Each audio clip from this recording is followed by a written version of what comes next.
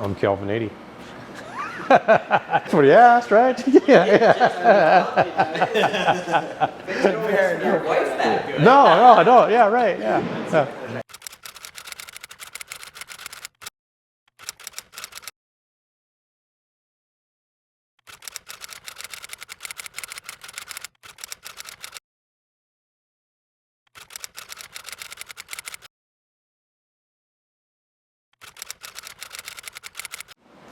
All right.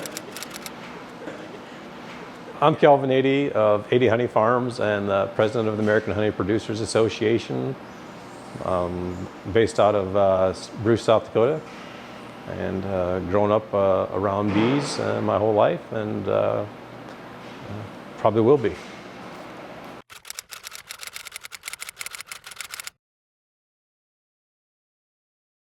My grandfather got bees, yes. He was a school teacher along with his brothers back during the Depression era, and they had, didn't get a lot, times are tight, so they didn't get paid all the time, and sometimes they got paid with food products instead of cash. And they also had the Watkins products route that they did during the summertime. We went around and sold Watkins products. And his brother was at a farm sale, and at this sale there were a couple of hives that were on it, and nobody else was bidding on them, so he bought them. And that first summer he ran them and then got the honey from it, and then went out and sold it honey on the Watkins route. And because there were, the sugar content of honey was what they were after, and it was a good product to sell. And so he told my grandfather, hey, you need to get some beehives and raise some bees and make some honey and take it on your route and sell honey. He says it sells probably better than the other products we're selling. And so he did that for a while. And then he got out of teaching completely and got into more farming, and they got into all aspects of farming, moved from Nebraska down into Kansas. And they had the Angus cattle, they had the row crops, they had the bees, and Dad's interest was more in the bees than anything else. And they were looking to expand, and he contacted a beekeeper up here in South Dakota that was retiring, and talked to him over the phone and kind of made the deal over the phone and moved to South Dakota and to Bruce, and started here and has been here ever since.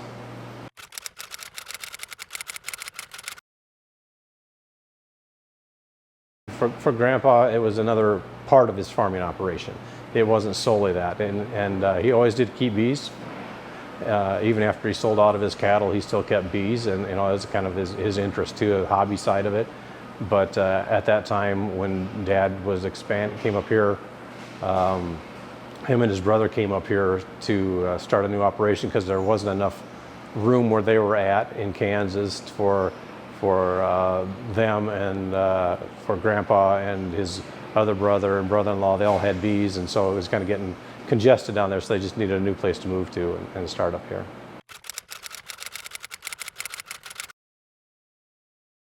I mean, you grew up in it, and it was always around, and it's just like any other farming. You kind of have to grow up in it to really appreciate it and be interested in it. I think you don't see a lot of people that are out there that say, hey, I just want to be a beekeeper, and that's what they go after. There are a few maybe that way that take an interest in it, but that's more on the hobbyist or sideliner part of it.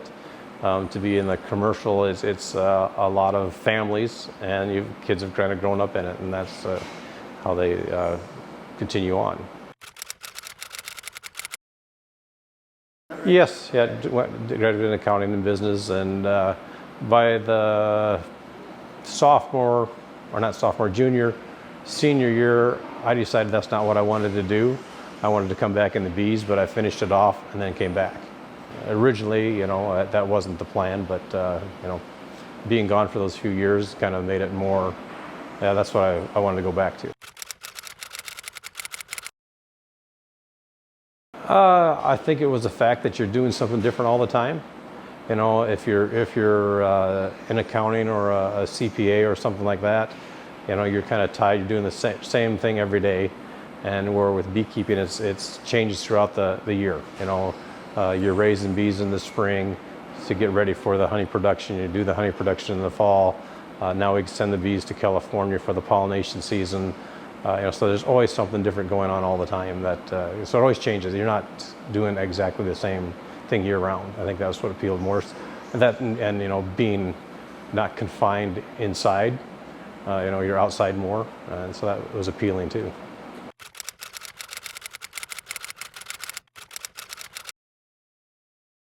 Yes, President of the American Honey Producers Association. This will be 5 years going now, and we work for the betterment of the industry and continue to do that. And at this point right now, we do have a lawsuit for dumping and trying to get that stopped for our honey coming in here below the cost of production. It's in the works now, and it has affected the prices of the honey has risen since we filed this lawsuit. They don't want to be bringing in something below what they're going to get hit with, and they don't want to have to make up that funds. And so it has brought the price of the honey up across the board for everything. We'll get the final ruling next spring as to what any duties will be placed on them and at what amount. Typically, before COVID hit, we were out there for at least 1 week a year. We'd go out in May, and we'd go around and we'd talk to the senators and representatives that we were on the committees that we need to deal with ag, and that were bee-friendly states, so to speak, and work with them as best we could and keep them apprised as to what's going on with the situation with adulteration, with circumvention of honey, testing that we would like to see done and implemented. There is no standard of identity for honey. We've worked on that with the FDA, trying to get them to have that for years. We still don't have it. There is U.S. Pharmacopoeia now just released a standard that they came up with, and we'll see what how that actually works. It isn't a government standard yet, and I don't know if they will adopt it. We've worked with customs to try to get country of origin. China has had duties on for years, just to make sure that any honey that's coming in from other countries isn't Chinese honey that's circumventing their duties. And so we've got customs doing more testing now, and so it actually is from the country that they say it's from, so they're not trying to circumvent. This will be even more important now when we have these 5 countries that we brought the cases against, to make sure that in the future they're not circumventing their duties that'll be coming in. We've also tried to get testing done on honey as it comes in, to make sure that what it is coming in is actually honey, so it's not an adulterated product or not even honey at all. That's been a little bit more difficult. We are making some headways in that, but it still needs more work to be done. And we do go out as the association. The whole board usually goes out during May, and for that 1 week, and we hit everybody that we need to talk with. Throughout the year, there'll be some of us that will have to go out for different meetings. A lot has changed now with a lot of meetings being on Zoom or something similar to that. And so that has made it a little bit easier, but you do lose that one-on-one contact with those people, which I think is important too, because they're actually sitting down with you, listening to you, and hear the story of the bees and the honey.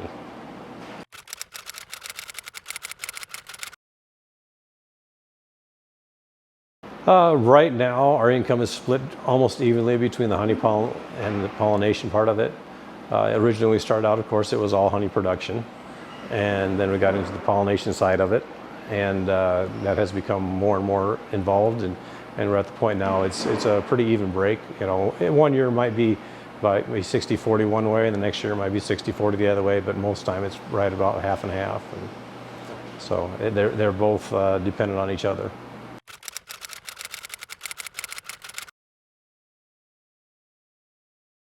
Yeah, we're the 3 of us are pretty much running it at this point. Brett handles all the pollination side of it out in California, and takes care of all the contracts out there and getting the bees placed and everything else.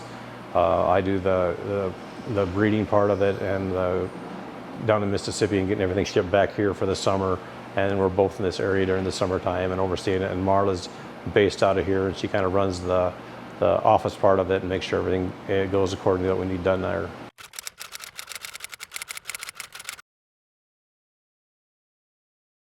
It's a good product. I think it's probably one of the better ones out there. Unfortunately for us, the last year or so haven't been the best for building new frames. But prior to that, what I did see was that bees liked it. They got on it quick. I think it's a product that everybody should at least look at, and see if it works in their operation. It's definitely worth that. At least you don't want to just tie yourself to one all the time. If there's something else that may work better for you, or owe it to yourself for that opportunity anyway.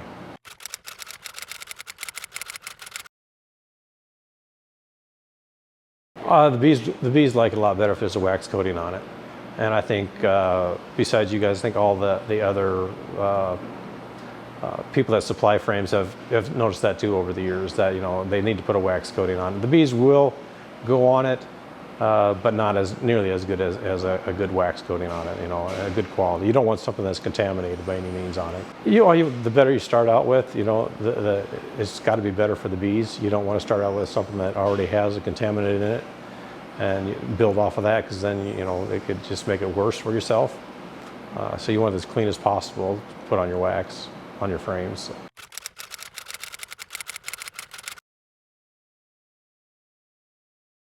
Colony collapse is definitely a problem across the industry. It hasn't gone away. It continues to be a problem. What is causing it? The environmental stressors are there. It's a lack of forage is part of it, but I think even what plays more into it is the environment of the chemicals that we are exposing our bees to. I think that plays even a larger role than just the decreased amount of forage out there. Although that does, you have to have quality forage in order for the hives to grow and maintain too. But I think the chemicals play the largest role of anything in it at this point. The varroa is there. It's a problem. You can control it. You don't want to let it get out of hand, or that'll also be a big problem. So there are those other factors there, but I still believe the chemicals play a large portion of it.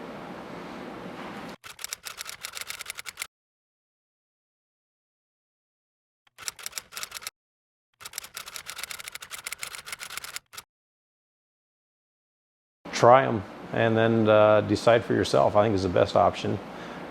Get some of the Premier, get some of the others that are out there, put them in the same hive or hives next to each other, and then make your own observations from it.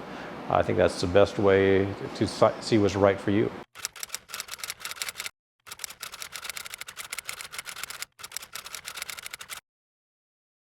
Yeah, it's hard to balance everything, and it makes it difficult for family time. You just have to work at it to make that time available.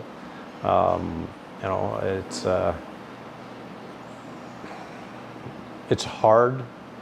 I think because of our operation where we move around a lot. Thankfully, my family has been able to travel with me when I go south for about 3.5 months. So, that has made it a lot better, but it's still, once they got older, they were not able to travel. So it made it difficult at that point being away. But it's something that I guess you deal with as it comes along. Employees, you try to look for someone that has an interest in bees, and actually cares about what you have, and knows that in order for them to be successful, you have to be successful. And it's harder to come by. You always get a few that will step up there, and they'll be wanting to make the company the best as it can be. You'll have others that are just there for a job. And so you always try to keep a few of them that'll be the leaders of the workforce that you have. So it is difficult on that point too, because you were asking the guys to move a lot, and and from California to Mississippi or Texas to Louisiana, maybe up here to South Dakota, Nebraska, and so it's hard on them too, and and so it does take a toll on the family life, and some of them will be there for a short amount of time, and then when their family starts to grow, they just don't want to do the traveling anymore, and so it makes it difficult. So we do have a turnover in that respect too.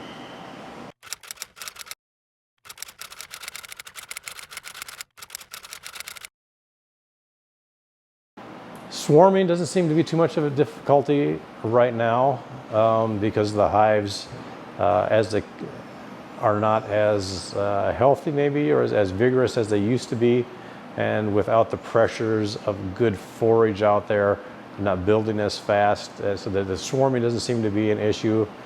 As far as mites, you want to keep those as low as possible in the spring when you're making your divides up, and then treat as soon as you get your honey off in the fall, so you don't get an explosion coming off into the fall of the year.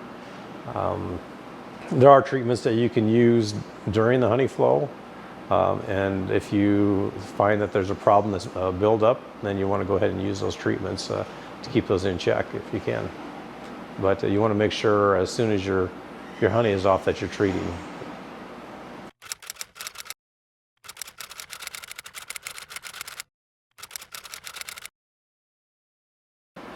Most of the bees that we have are the Italians, and we've used some of the different ones over the years. We've used Carniolans, we've used the VHS,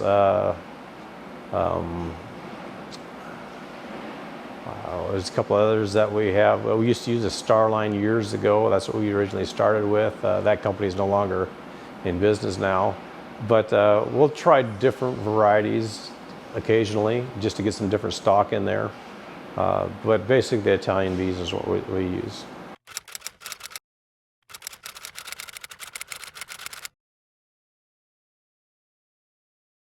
We've rotated from different stuff throughout the years and tried to find there is no magic bullet or to speak of.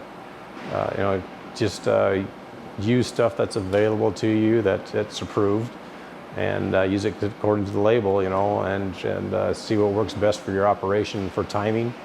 Like I said, we like to treat as soon as we get the boxes off in the fall of the honey, and you can treat throughout the summer if need be with the approved chemicals or approved product.